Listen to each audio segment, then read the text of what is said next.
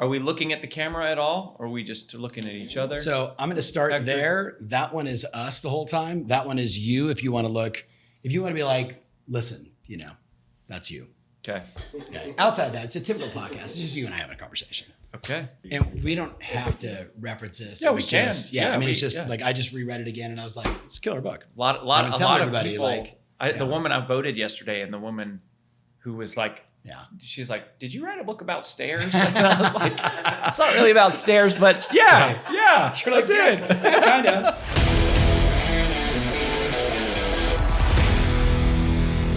Hey, welcome back to the show. Super excited to have someone that I worked with recently and I would call coach and friend, Rory Vaden. Brother. Right? So co-founder of a wonderful company called Brand Builders Group, author of multiple books. I just reread this one recently, came out in like 2012. We want to talk though today, Rory, about something that is clearly you and your company's sweet spot, which is everybody needs to build a better brand, put their brand on steroids. Today, you're going to talk to a group of several hundred team leaders that are in the room. And the point that I was making to them, which really is the genesis of what I want to discuss today, is in my discovery of 35 years of working with all these extraordinary people, those of us with a focused brand, a bigger brand, not only do we attract clients easier. It's like that halo effect of you've got more inbound, but then you convert faster. You convert easier in every step of the funnel when they already have the world famous know, like, and trust. Mm-hmm. So I thought today, we can talk sort of broadly about it, but I have some nuanced questions that I want to dig deep into, and nobody better than you. But maybe for the person that has not been exposed to you, give them just a little bit of backstory so they have context. Yeah, totally. So I was raised by a single mom. She sold Mary Kay Cosmetics. So I was around direct sales and goals and time management from the time I was little. Mm-hmm. I went door to door for 5 years in college. I love that 14 hours a day, 6 days a week. Then I said, hey, I want to become a professional speaker. Mm-hmm. Started pursuing professional speaking. I was in my early 20s. I joined a contest because I thought no one's going to hire a 20-year-old to come speak. Yeah. And so I found out about this contest called the World Championship of Public Speaking. And so I thought, man, maybe if I could win the World Championship, maybe someone would hire me. So there's 25,000 contestants who compete from 90 different countries over 9 months. And I made it to the top 10 in the world, and I lost when I was 22. Mm-hmm. But then the next year I studied harder. I got more coaching. Mm-hmm. I spoke 304 times for free, read dozens of books, invested thousands of dollars. And that next year I went back and I lost again, dang it. But I lost better. I was the world champion of public speaking, first runner up. Yes. And then a gentleman came up and introduced himself to me. And he said, you're Rory Vaden. You're the Toastmaster kid, right? I said, yes, sir, I am. He said, my name is Zig Ziglar. Zig. And Zig introduced himself to me at an NSA, National Speakers Association meeting. Mm-hmm. We became friends. I started mentoring with him. We started a sales training company. So we were kind of in your space for a minute. We grew that from scratch to 200 people, 8 figures. My wife and I exited out of that business 2018. Mm-hmm. We had a non-compete in the sales training space. And a gentleman named Lewis Howes, who's the host of one of the biggest podcasts in the world, the School of Greatness, I had helped him become a New York Times bestselling author right after Take the Stairs hit New York Times, because that book came out when I was 29. We had no following, no audience, no money, yet figured out how to hit the New York Times. And so I showed Lewis, here's how we did it. We became friends. We lost touch. The day we exited our former company, he said, I know we haven't talked in a while, but I feel like I could use your brain. Any chance you would help me grow my brand and my business? That was 2018. That sounds like a familiar phone call, by the way. Yeah, that's right. I made that phone call. That's right. It's just similar. It's like, hey, I know we haven't talked in years. Forever, but I'm working on this project where I think you can help. Yeah. So I apologize. Finish that No, story. That's okay. So what happened was Lewis came, he spent 2 days with us, much like what you did. Yep. And he was the one that said, this is what you were born to do. Yeah. This is your new business. You're supposed to help these mission-driven messengers to become more well-known. Mm-hmm. And we said, no, we're not, this is not our business. We just left a business. We've been working 80 hours a week. And he said, no, this is it. And so Brand Builders Group was born. And that's what we do. We help experts and entrepreneurs. Mm-hmm. We call them mission-driven messengers to become more wealthy and well-known. We're back at 8 figures. We got about 45 employees. We have, we work with people like Ed Milet, Lewis, Amy Porterfield, Eric Thomas, the hip hop preacher, Jasmine Star, all these, Natalie Ellis, Trent Shelton, amazing humans. But most of our clients are entrepreneurs who want more leads for their current business. Yes. They don't care about being famous, but they do feel like the world's best kept secret. Yes. They don't care about having lots of social media followers, but they do want warm leads. And they're waking up to the power of what we've been doing for years with personal brands going, now the tools exist for all of us to do it. Yes. Is exactly what you're talking about. And I think the key is, certainly for my listeners, what they appreciate about us is we're like, here is the blueprint. Here is the process. Here, if you send this text 10 times and you do it this way, you're going to generate X. Yeah. And my experience of the 2 days with you was there was clearly a formula. I was not the first person to go through this. I was probably the, 900th person to go through it. But there was a method to it. So today, what I thought we would do is unpack just some of the insights. As we sit here, now, and it's, nearing the end of October, a lot of people are thinking, hey, 2025 is going to be new and it's going to be different. And oftentimes this time of year, especially in the real estate world, when things have the natural bell curve and begin to slow down, the smartest people, this person watching right now, start saying to themselves, I think I need to freshen things up a bit. And I think that question is the wrong question, right? I know what they're saying. I need some life. I need some passion. I need something to be fired up about. And you and I both know that's not a new logo. That's probably not just changing the color of the font. Totally. So I wrote down 3 very specific questions, and we could probably spend 90 minutes on this, but we both have an event to do and all kinds of other stuff. So let's go high level. If I said, hey, the person watching right now, what are the key elements of building that personal brand? So the biggest thing is understanding what a personal brand is. Yes. Because everybody's mind jumps to logos, fonts, colors, photos. Also, they'll think, social media or like TikTok, or that means you have to start a podcast or YouTube. Doesn't mean any of that. No. Here's how we define it. Personal branding is simply the digitization of reputation. Yes. That's it. Say that again. The digitization of your reputation. Yes. So I don't want you to think, personal brand means cameras and photos and logos and new stuff. I want you to think, this is old stuff. In your vertical, right? In the real estate world, this is like the whole business is about reputation. Exactly. And and have known, and we're some of the earliest professionals to realize that reputation precedes revenue. Yes. Always. Forever. But ironically, your industry in many ways, I think, has been slow to adopt and come around to the digitization of that reputation and really a way, today I'm speaking at your event on how to multiply time, which was actually my second book and my TED Talk. I had a TED Talk that went viral. So we're talking about that today. But the other thing that a personal brand does is a personal brand is the multiplication of your reputation, right? And so we go, now all of a sudden I can be automating trust at scale. And so that's the other thing that people don't understand about personal branding. So one, they don't understand the definition, right? The core of this is not anything new. It is reputation, which as soon as I say that word, I bet everybody listening goes, I get it. I get it. But before that, they're like, I don't want to do that. Who's got time for social media? Like, I don't care about posting crap and dancing on videos. I think the bigger one I hear all the time from some of the veterans, not saying you, is, Rory, my clients all know who I am. And I'm like, okay, but here's a fun fact. 6 to 8% of the people inside that person's database will put their home on the market in the next 12 months. That's the current number, 6 to 8%. Interesting. If you think about that number and then you look at the study that we just completed, which was essentially every listing she got, she lost 3 to 5 because someone else was a little more top of mind. Like somebody poached else, one of her past clients. Past client, sphere of influence, person that she'd met and said, hey, let me drip on you. No one says that, but put them into my database, started working with you, and they're losing 3 to 5, getting 1 and being satisfied. And I'm just convinced, and it's the reason why I asked you to come talk to the group in January, that if they can create that halo effect with their brand and become even more well-known, like become the market of one in a market of many, then we might be able to have that be one of the strategies that closes the loop. and not lose 3 to 5. We're all going to lose a couple. Totally. Right? We're all going to lose a couple. Nobody wins 100%.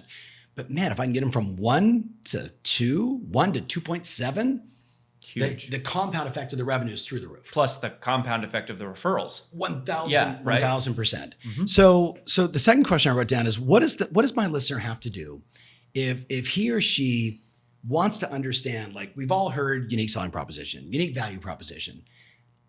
But I think people struggle with like, how do I nail that? How do I, like you guys would call it your brand DNA. Like, how do I nail that? Is there a process that this person could go through to really get it right? Yeah, well, there is. And you know, like the full process is a 2-day experience that we created to do one thing, which is actually the best piece of personal branding advice I've ever received, which is not a Rory Vaden quote. This is actually comes from a gentleman named Larry Winget. Yeah. And Larry said, the goal is to find your uniqueness and exploit it in the service of others. Yeah. Find your uniqueness and exploit it in the service of others. But Larry really wasn't in the business of helping people do that. So he never really created a process for how to do it. So when we started Brand Builders Group, that's what we did. And it's evolved to this 2-day experience. It's a series of questions. Effectively, there are 6 questions that we take people through. And if you were to brainstorm the answer to all 6 of these questions and you dumped it out on the table, at the intersection of all those answers is where your uniqueness would lie. Yeah. Now, we don't have 2 days right here. So I'll give everyone the shortcut because give them the hack. That's what they want. So here's the hack. And we didn't know this when we started the company, Tom. Like we genuinely did not know this. We genuinely discovered this like only after doing hundreds of these. But we started to notice a pattern when we were training our strategists who are all full-time employees. Yes. And we were training them what to look for. And what we finally realized is it dawned on us that for every single person, you are most powerfully positioned to serve the person you once were. Mm-hmm. You're most powerfully positioned to serve the person you once were. So it's so good. Every time I hear you say that, it just goes, it just resonates. And I know the person listening, I love that quote. How do they understand it? How do they unpack that to do it? So 2 things. Mm-hmm. So one, I'll talk about the artistic side of it, and then I'll just simplify and talk about the tactical side. Yeah. So the artistic side of this is you simply ask, what challenge have I conquered? Mm-hmm. What obstacles have I overcome? Mm-hmm. What tragedies have I triumphed over? What setbacks have I survived? What are the pieces of why did you get into this business? Mm-hmm. What makes you so passionate about this business? Is it first-time home buyers? Is it investors? Is it people who are immigrants? Is it people in the military? Is it people who are relocating to a city? Like, what is the group of people? And this is part of the key is you don't start with why when you build a personal brand. You start with who. Yes. The sooner you get clear on who you're going after, every single other downstream decision becomes clear. Yes. Where they are, how much I should charge, where I should market, who I should ask for referrals from, what events I should go to, who I should network with. Like, but if you're fuzzy on the who, you're just like chasing everybody, just like randomly out there, like shotgunning it. Yeah. But that's the artistic side. So I want to clarify for the person listening. There was a wonderful book written back in the early 90s. You probably read the same book. It was like, discovering your perfect client. It was these 2 gals from Northern California. And the concept was basically create an avatar, right? And they walked you through the process. And I think what happened was I watched a lot of people read that book and go, oh, that means I can't work with everybody else. And my response is, no, it's like, this is who I'm targeting my message. My interpretation is my message is to this person. I'm going to create solutions for this person's specific problems. Unpack that a little more though, because you're the expert. So I have a great analogy on this. Yeah. So we had a consulting client one time who was a former NFL kicker. Yes.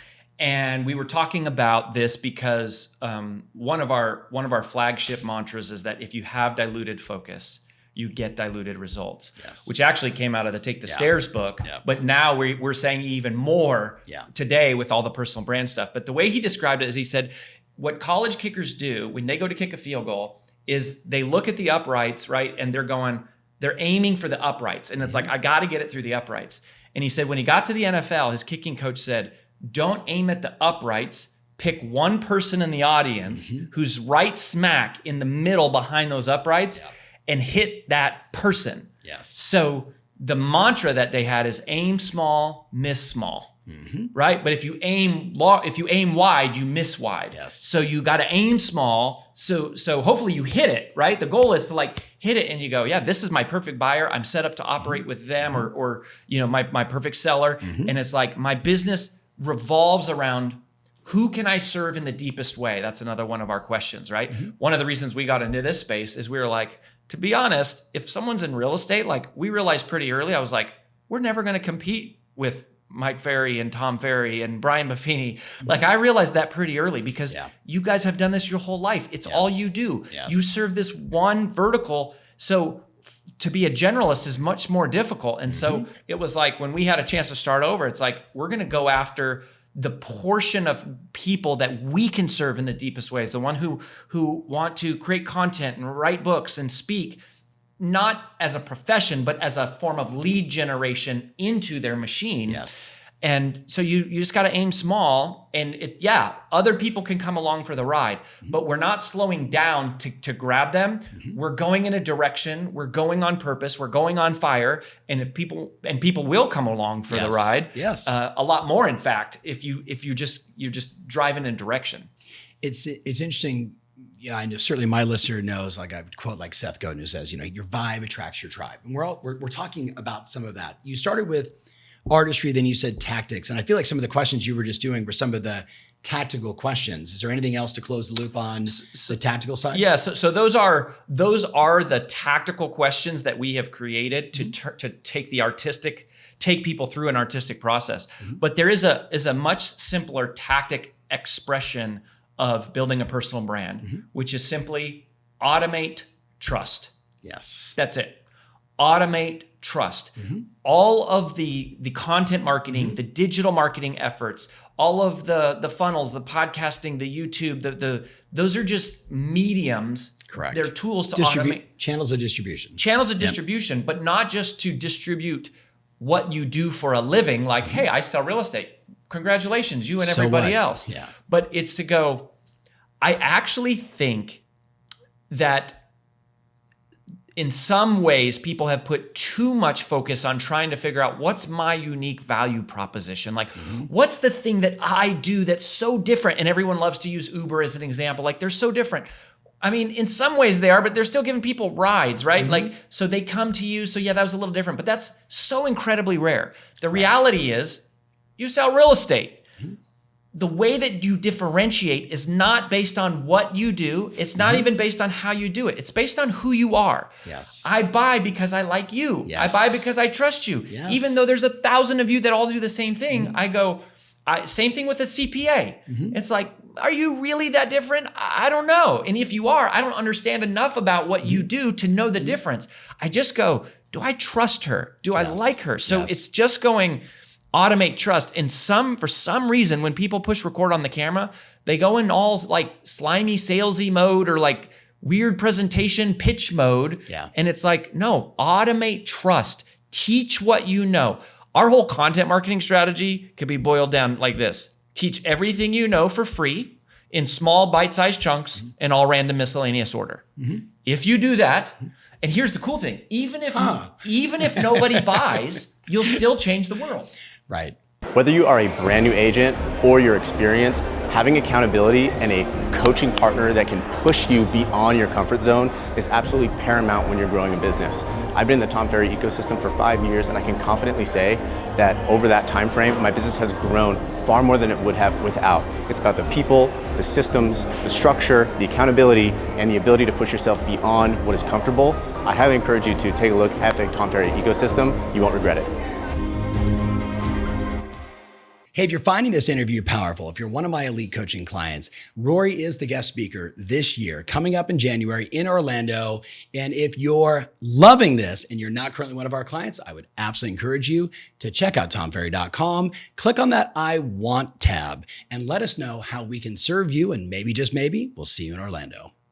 2007, I'm on the golf course and, the world's falling apart, global financial crisis. Yeah. And I mean, that was pretty bad. It was not fun. July 7th. And I'm on the golf course at Shady Canyon and my buddy walks up, shout out to Ed Park. Ed is like a Harvard doctor, right? As I got to know him better, big personality. But back then he was a little shy and quiet. And he's like, do you want to spend 5 hours with me on the golf course? And I was like, oh, not really. Right. And I go, who's your buddy? And he's like, oh, this is David. I'm like, oh, David, what do you do? He goes like, I work at Google. I was like, oh, Sydney, Northern California, New York. He's like, New York. Oh, media guy. I go, what do you do? And he goes, I'm in charge of the whole page. I was like, why don't you ride with me? Right. Wow. And literally, Rory, he says to me, tell me how you're building your business. And I said, I've been recording audio messages since like 2005. And I send people like an audio file via email and I've built it up to about 20,000 subscribers. I'm really excited about it. And the guy from Google looks at me and he goes, what you're doing is stupid. Now I did take a second and have to catch myself. And then I was like, what do you recommend? He goes, well, we just bought YouTube. And I was like, yeah, Charlie Bit My Finger, the Dance guy. I'm like, I don't know. And he's like, I think if you start that in a decade, you'll be really happy you did. Bought a flip video camera the next day, started my show. And I would say, people ask me what was the thing you did that you executed on? It was, I started filming random pieces of content in 2007 and I haven't stopped. And that was it. Doesn't matter where I go. People are like, oh, Tom Ferry. And look at I've what seen you your have book, become. Right? Look at what you have built. Look at the people you're helping. And here's what's crazy is, yes, you've made money. Yes, you've got a big business. But think of all of the millions of people who never bought anything from you. All you did was change their life. Way more than people that got involved with us at some level. Okay, so that brings up a random question, which was, I wrote down, let's go make sure I get the right one here. What role does vulnerability or humanness play in the development of your brand? I would say the same amount that it plays in real life, which is a lot of my advice for a lot of these questions. It's one of the best stories in this book. Oh, sitting there in the rain. Oh, yeah. Completely dejected. Sitting on the corner. Right. Yeah.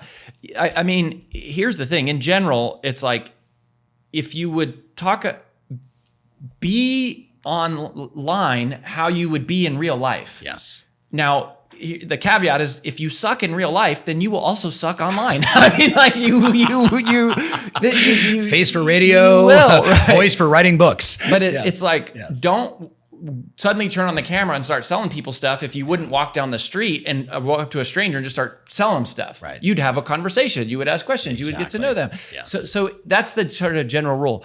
But in general, if you look at trust and you go, where does trust come from? Literally, functionally, practically, how do I get someone to trust me? I have this 3 simple mechanisms. 1, they see you. We trust people we see.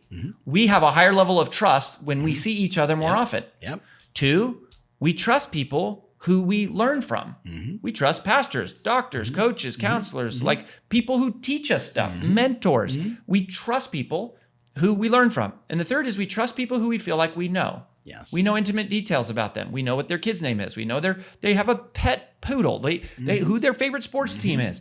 And that's where I used to think social media was such a waste of time. But actually, that is where you can share. You get to curate what a comfortable level of intimacy is for you with the world. Yes. So how close do you want to allow people? That's up to you. Yes. Do you have to share pictures of your kids to be successful? No, you certainly don't. There's some good reasons why not to. But there's also some power in doing it. Yes. So it's just going, if I'm on video, people see me. If I'm teaching everything I know for free, they're learning from me. Yes. And then I'm randomly dropping in. Hey, I was on a golf course one time with a guy named Google. And it's like, oh, I know a random fact about you today that I didn't know. So I know you more. Yes. So our trust grows. Yes. It's not complicated. No. And the point I want to make is, if all you're doing is selling a listing on video, you're not building trust. Totally. Do you know what I mean? And it's that balance I tell people, you're the same tour guide online that you were in person. Right. Tell me some stories about deals that didn't go together and what were the lessons. Tell me what are your insights when you look at the market. Actually say to me, you know what? Now is not the right time to buy. right? If you're a first-time buyer, it's a horrible time to buy. And let me give you the 3 reasons why. But when rates get to this and affordability gets to that, that's when you should jump in the market. In the meantime, here's 5 areas that I think are really good if you're renting your next property while you're thinking about making, like, that level of content is far greater than buy from me, buy from me, buy from me. I'm the best. Look at me. I just got number 1, this award, that award. Like, Totally. I think that's the side that a lot of people miss. And I don't know if vulnerability is the right word. But storytelling is a great word. 1000%. Storytelling is a great word, Yes. right? Yeah. And How does somebody get better at storytelling? well, you need to know the laws of story. You want me to teach you real quick? Let's do it. Okay, so this is from the World Championship of Public Speaking days. Yes. So I'll teach you the 4 parts of a great story in like 60 seconds. There are only 4 really essential parts, and there's lots of that's been written on it. But if I had to boil it down, okay, first is the scene. Yep. Second is the struggle. Third is the summit. Fourth is the lesson. Yeah. Scene, struggle, summit, lesson. Sounds biblical, sounds like Star Wars, sounds like The Matrix, sounds like Gladiator, sounds like every movie I've ever seen. It is. It starts with the scene. Yes. Who are the characters? What is the setting? And most importantly, what does the main character want? Okay?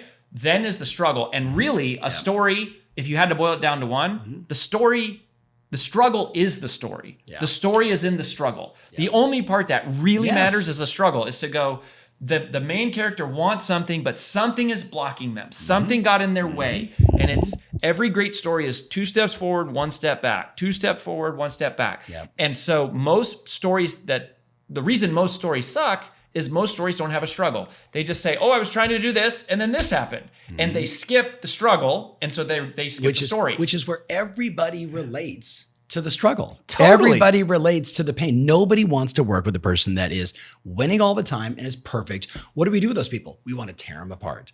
But the moment you say to me, let me tell you how I lost. Let me tell you the biggest mistakes I've made and the lessons that's when people go, okay, I trust her. Yeah. Right? She's like me. So I love those 4 parts. All right, another random question I wrote down is... We're doing rapid fire. Rapid fire. So what about the person listening right now who is a little more introverted? Right? Introvert versus extrovert, probably have, like internal versus external, just the way that they operate. So the thought of like putting their brand on steroids, even though this person's a genius, like they've helped all these people buy and sell real estate. When you said like, what you did in the past and those, like that is your brand, she gets it, he gets it. But putting it out there makes them nervous. What do you say to that person? I say that you're self-centered. Ooh. You are... Look, everyone thinks personal branding is about vanity, but really it's about service. Yes. And there's only one time you have those thoughts like, are people going to make fun of me? Am I going to say the right thing? Am I smart enough? Do I have the right technology? Do I have the right, I can't do that. I don't have enough time. It's all I.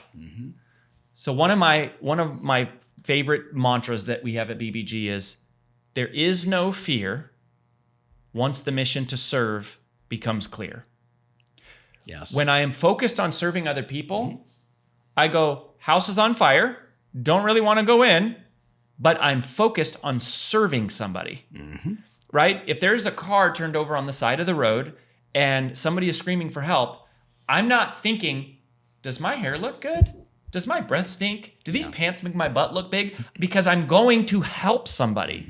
We are at our best. Our highest self is when we are our highest value to others, when we are focused on serving. So if you have knowledge, if you have wisdom, if you have inspiration, if you have insights that you possess from experiences that you have gone through and accumulated, and you're not sharing those with the world because you're scared of how you might sound or how you might look or what they might think about you, I would say you're self-centered. Yeah. If you Maybe have even selfish. I wouldn't say selfish. So for me, where I draw the line is selfish is proactively taking from somebody. Sure. Self-centered is just I'm operating in my own world that I'm not contributing to the people around me. So that's a distinction that I have. Good point. But I would say you're thinking about yourself, and what you want to do is think about the person on the other side of the camera who needs you. Think about the person on the other side of the microphone who needs you. And a lot of times the person I'm talking to is not the person who's going to buy from me. I'm talking to the person who's never going to buy from me. They either can't afford it, they wouldn't invest in themselves. And I'm going, this is my one chance to help that person. Yes. And so I'm going to go help people, which, by the way, also takes all the pressure off you. Yes. To go, I might flub, I might look funny, I might say the wrong thing, but it doesn't matter because I'm not there for me, I'm there for them. Yes. And that's the key. shift. That 1,000%. Okay, another random question. A lot of people, like we started this by saying, some people are probably thinking, Rory, like it's time for a refresh, time for a little adjustment. What is your advice around like brand continuity and yet the need for innovation, the need to make some tweaks along the way? Like, think about the Apple logo when they first started, think about the Apple logo today. It's still the Apple. Think about Mickey Mouse, right? In 1929 when Walt created that versus the character today. The essence of it is there. I think some people think about it like that. Do you think about it differently as I keep my brand consistent, but evolve over time?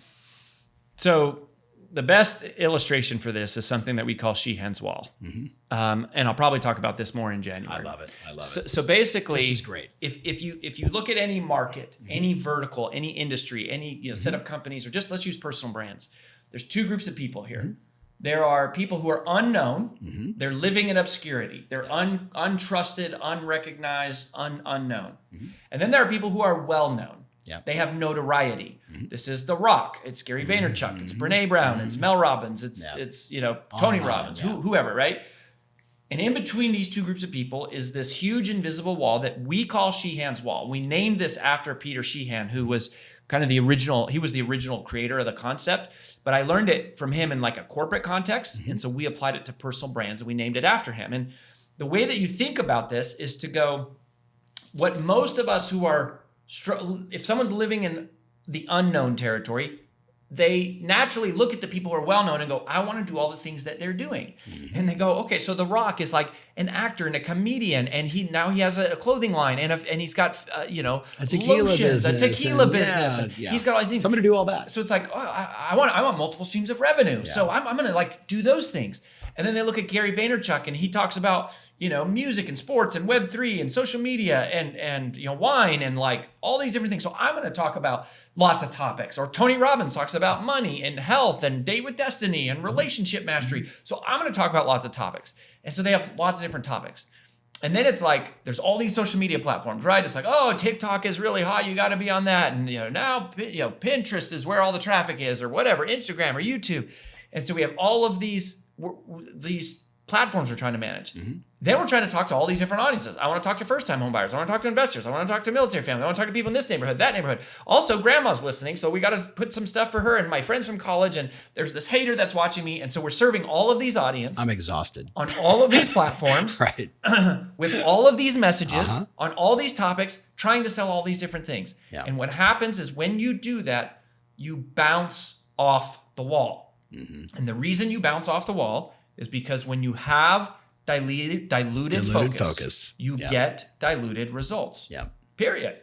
Full stop. Yeah. The way you break through the wall, right? And if you think about this as an actual wall, like if we took a sledgehammer and we start hitting all over, we're just going to get frustrated. But if we hit the same spot again, over and again, like eventually the paint will crack, and then there'll be a divot, and then a hole, and then you will carve it out, and then finally you will break through, and then you can simply like reach back, and the whole thing comes crashing down.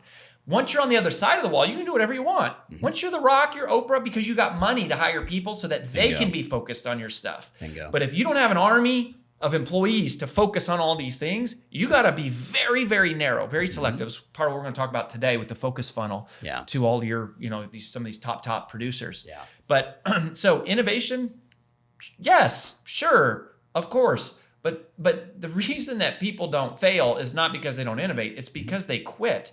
They give up. They're distracted. They don't get momentum. So the foundation is hitting again and again and again and again. And then you break through the wall.